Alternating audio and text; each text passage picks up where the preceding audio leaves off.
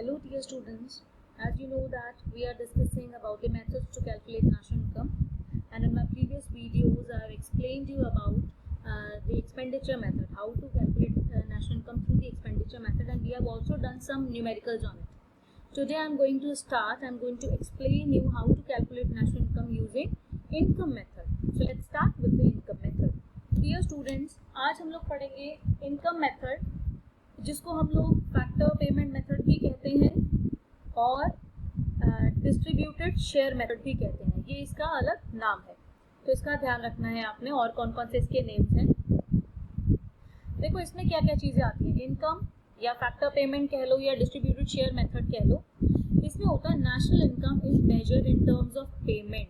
Payment का मतलब जो भी हमारे फैक्टर्स ऑफ प्रोडक्शन लगे हुए हैं, लैंड, लेबर, कैपिटल, एंटरप्रेन्योर, उनको जो बदले में पेमेंट हो रही है, फैक्टर सर्विसेज के बदले में जो फैक्टर पेमेंट हो रही है, वो जो हमारी है वो हमारी आ जाती है इनकम मेथड के अंदर.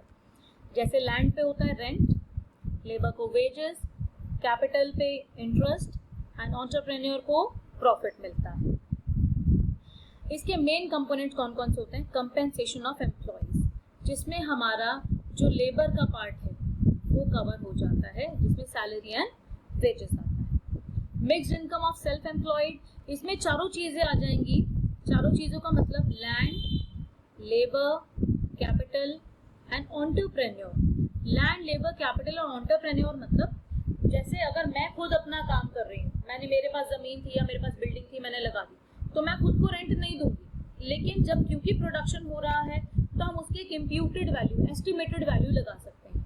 मैं खुद ही काम कर रही हूँ एज अ लेबर, मैं अपने आप को सैलरी वेजेस नहीं दूंगी, ठीक है, तो उसकी इम्प्यूटेड वैल्यू लगेगी. सेम मैंने ही अपना पैसा लगाया, मुझे इंटरेस्ट नहीं मिलेगा, बट उसकी एक मार्केट वैल्यू, इम्प्यूटेड वैल्यू हम लोग लगाते हैं. ये हो जाता है सेल्फ एम्प्लॉयड, मतलब खुद ही अपना बिजनेस चला रहा है, उसकी मिक्स्ड इनकम. मिक्स्ड में सारी आ जाएंगी, लैंड, लेबर, कैपिटल, एंटरप्रेन्योर की जो इनकम है, रेंट, सैलरी एंड वेजेस, और उसके बाद जो हमारा आ जाता है इंटरेस्ट और जो हमारा प्रॉफिट है, ठीक है.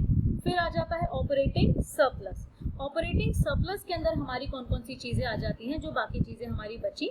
लेबर हमने यहाँ कर दी, लेबर से हटके हमारा रेंट आ गया इसके अंदर, सैलरी वेजेस तो ऊपर हो गई, रेंट बचा, इंटरेस्ट बचा और बचा प्रॉफिट. और इनके साथ एक और चीज हमारी जुड़ती है, रॉयल्टी. ये तीनों चीजें हमें मिलती है प्रॉपर्टी पे, ये मिलती है हमें एंटरप्रेन्योर, मालिक जब हम बन जाते हैं, हम किसी चीज के मालिक हैं, सिर्फ हम ओनर हैं, तो हमें प्रॉफिट मिल रहा है. और ये रेंट, इंटरेस्ट और रॉयल्टी जो है, ये हमें तब मिलती है जब हमारी कोई प्रॉपर्टी होती है, ठीक है. प्रॉपर्टी हमने लगा रखी है, उस पर हमें रेंट मिल रहा है या उस पर हमें इंटरेस्ट मिल रहा है या उस पर हमें रॉयल्टी मिल रही है. अब ये रॉयल्टी क्या होता है. रॉयल्टी क्या होता है, से सपोज अभी मेरी कोई जमीन है जिसमें मिनरल्स बहुत अच्छे, मेरे किसी काम के नहीं है, जिस किसी को चाहिए था उसने बोला कि आप हमें अपनी जमीन के मिनरल्स दे दो एक्सट्रैक्ट करने के लिए. मैंने कहा ठीक है, you just extract all the minerals from that land, क्योंकि मेरे किसी काम के नहीं है. जब तक लेकिन तुम मिनरल्स निकालोगे, आप अपने मिनरल्स का जो है 50% या 20% जो भी होगा, मैं अपने हिसाब से अपनी रॉयल्टी चार्ज करूँ, क्योंकि मेरा लैंड. या ये कह सकते हो, अगर मैंने कोई गाना बनाया और मैंने गाना बेच दिया एक मूवी को कि ठीक है, आप मेरा गाना अपनी मूवी में चला सकते हो, लेकिन आपकी मूवी रिलीज होने के पहले एक साल के अंदर जो है, उसका जो भी तुम्हें प्रॉफिट आएगा उसका 10% आप मुझे दोगे या 20% आप मुझे दोगे. तो ये होती है रॉयल्टी. इसके बाद आ जाता है, पहले एक एक करके पढ़ते हैं, कंपेंसेशन ऑफ एम्प्लॉइज. इसमें वेजेस एंड सैलरीज आता है इन कैश और इन काइंड. जो कैश में मिल रहा है पैसा या जो काइंड में मिल रहा है, इसको अब हम अलग अलग तरीके से पढ़ेंगे, कैश और काइंड क्या होता है. और दूसरी क्या चीज है, employers contribution to SSS, social security scheme. अब ये देखो, वेजेस एंड सैलरीज में बेसिक पे आ गई, जो सैलरी नॉर्मली मिलती है, फ्री खाना भी अगर मिल रहा है, या फ्री में घर मिल रहा है, या HR घर अगर नहीं मिल रहा है उसकी जगह पैसे मिल रहे हैं, तो ये सारी चीजें हमारी कैश के अंदर आ जाती हैं और काइंड के अंदर आ जाती हैं. वेजेस एंड सैलरी का पार्ट हो जाती है ये. दूसरा क्या है, employers contribution to SSS, social security scheme. जैसे प्रोविडेंट फंड में हमारा एम्प्लॉयर पैसे लगा रहा है, या हमारा उसने लाइफ इंश्योरेंस करा दिया है, या वो हमें रिटायरमेंट पेंशन देगा बाद में, तो ये सारी चीजें आ जाती हैं। एम्प्लॉयर का कंट्रीब्यूशन, एम्प्लॉयर होता है मालिक जिसके अंडर में हम काम कर रहे हैं, हम एम्प्लॉय हैं, वो एम्प्लॉयर है। तो एम्प्लॉयर जो अपनी जेब से पैसा लगाता है फंड में या इंश्योरेंस में या हमारे पेंशन के अंदर, वो जो है हमारा इसमें माना जाता है। ठीक है, फिर हमारा आ जाता है आगे mixed income of the self employ. Mixed income में मैंने आपको बताया खुद ही बंदा काम कर रहा है, खुद ही उसका रेंट जो है, सैलरी एंड वेजेस, ये सारी चीजें इसके अंदर आ जाती हैं। लैंड, लेबर, कैपिटल, एंटरप्रेन्योर पे जो भी चीजें मिलती हैं, जैसे लेबर को मिल गया सैलरी एंड वेजेस, लैंड पे मिल गया रेंट, कैपिटल पे इंटरेस्ट, एंटरप्रेन्योर को प्रॉफिट। अब ये सारी चीजें क्या है जो खुद ही बंदा खुद को देता है, देता तो नहीं है लेकिन उसके अंदर हम लोग क्या ले लेते हैं, हम लोग लेते हैं इम्प्यूटेड वैल्यू, एक एस्टिमेटेड वैल्यू हम लोग लेते हैं। ठीक है, इसके बाद ऑपरेटिंग सरप्लस, इसको मैंने आपको बताया दो चीजों में, ऑल्दो आपको लिखना एक साथ ही है बट एक्सप्लेन करने के लिए मैंने उसको प्रॉपर डेप्थ में बता रही हूँ। ऑपरेटिंग सरप्लस में दो चीजें आती है, एक इनकम फ्रॉम प्रॉपर्टी जो मैंने आपको बताया रेंट, इंटरेस्ट और रॉयल्टी, और एक इनकम फ्रॉम एंटरप्रेन्योरशिप, मालिकाना जो उसको मिलता है वो है profit. Profit is further divided into 3 parts, dividend, corporate tax and corporate savings. देखो जो भी कंपनी का प्रॉफिट होता है ना, उस प्रॉफिट को कहीं ना कहीं तो देना पड़ता है। टैक्स की फॉर्म में हम सरकार को देते हैं, डिविडेंड की फॉर्म में जो हमारे ओनर्स हैं जिन्होंने शेयर्स खरीदे हैं उसको भी प्रॉफिट में से पार्ट देते हैं। कॉर्पोरेट सेविंग्स में क्या आ जाता है, कॉर्पोरेट सेविंग के अंदर जो हम लोग सेव करके रखते हैं पैसा कि हम आगे अपने बिजनेस के अंदर लगाएंगे, इसको हम लोग अनडिस्ट्रीब्यूटेड प्रॉफिट भी कहते हैं और रिटेन्ड अर्निंग भी कहते हैं। कॉर्पोरेट सेविंग का दूसरा नाम अनडिस्ट्रीब्यूटेड प्रॉफिट भी हो सकता है और रिटेन्ड अर्निंग भी हो सकता है।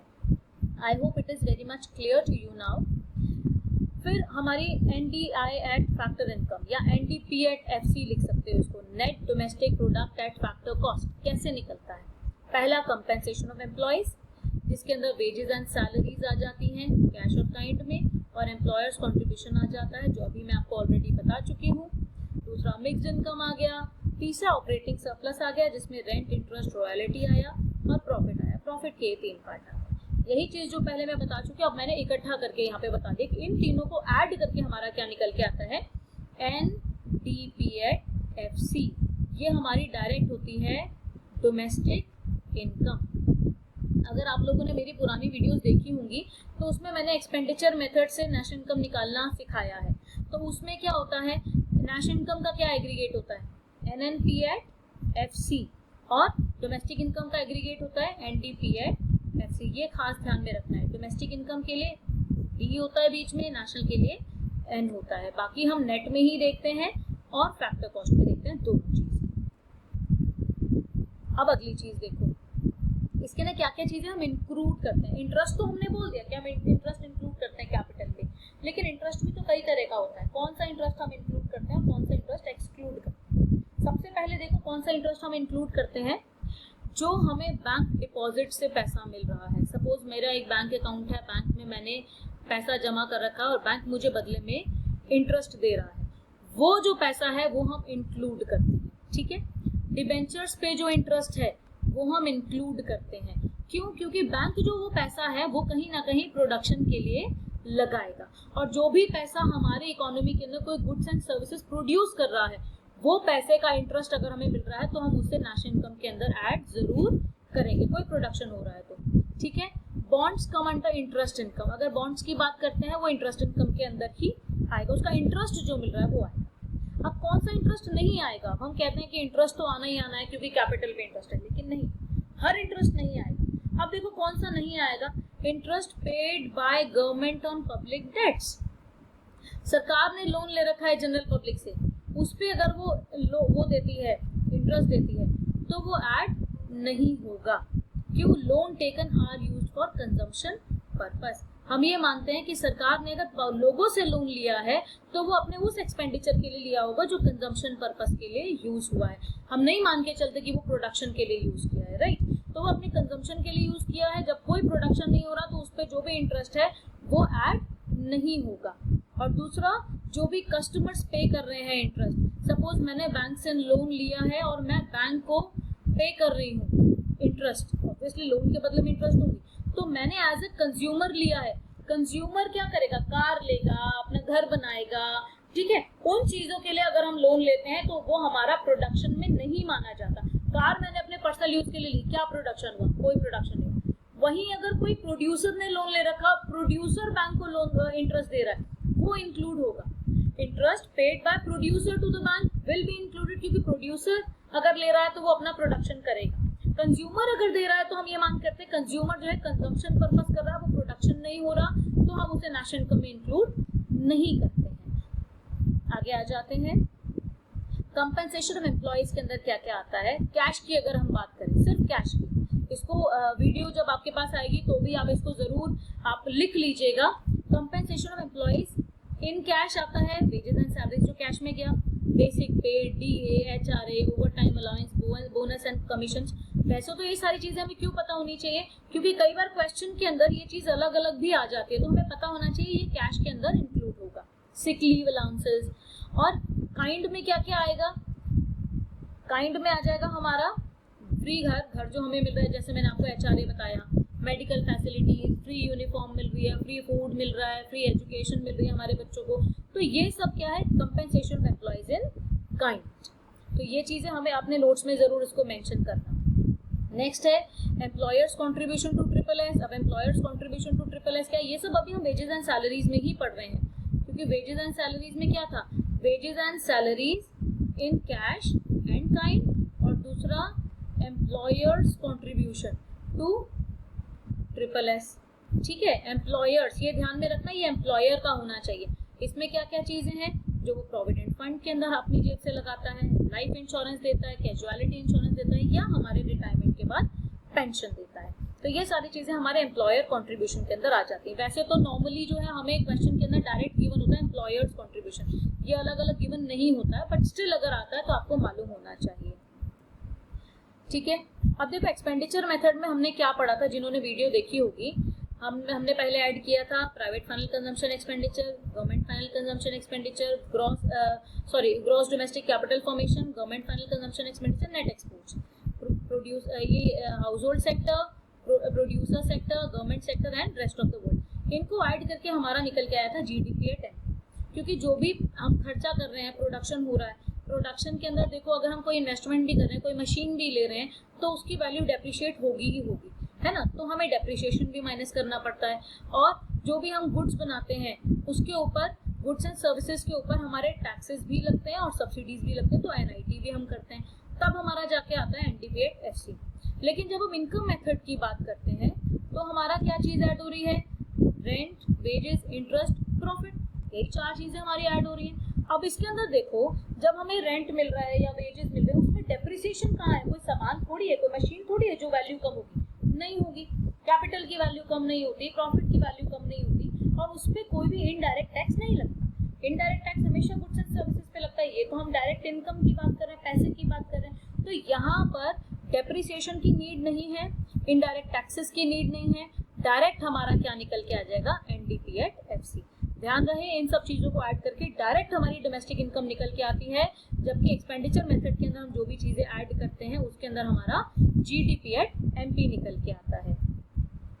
इसके अंदर अब देखो कंपेंसेशन एम्प्लॉइज के अंदर क्या है कि अगर एम्प्लॉय को कंपनी, इंश्योरेंस कंपनी दे रही है अगर इंश्योरेंस पे जो भी पैसा है, तो वो इंक्लूड नहीं होता। कंपनी अगर ट्रैवलिंग अलाउंस दे रही है तो हम ये मान के चलते हैं कि कंपनी ने जो है अपने काम के लिए आपको भेजा है और कंपनी उसका पैसा आपको दे रही है, तो वो आपका कंपेंसेशन एम्प्लॉइज के अंदर नहीं आएगा, वो आपका इंटरमीडिएट कॉस्ट के अंदर आ जाएगा कंपनी का। ठीक, तो ये दो चीजें आपको ध्यान में रखनी है। एम्प्लॉयर कंट्रीब्यूशन के अंदर देखो क्या क्या चीजें आती हैं। चलो, ये एम्प्लॉयर कंट्रीब्यूशन के अंदर क्या क्या चीजें आती है हम अपनी अगली वीडियो में डिस्कस करेंगे, और इसको आप ध्यान से पढ़ो, सुनो, नोट्स बनाओ, और जो भी क्वेरीज हैं वो मैं आपसे व्हाट्सएप ग्रुप पे सॉल्व करूँगी। All the best, God bless you.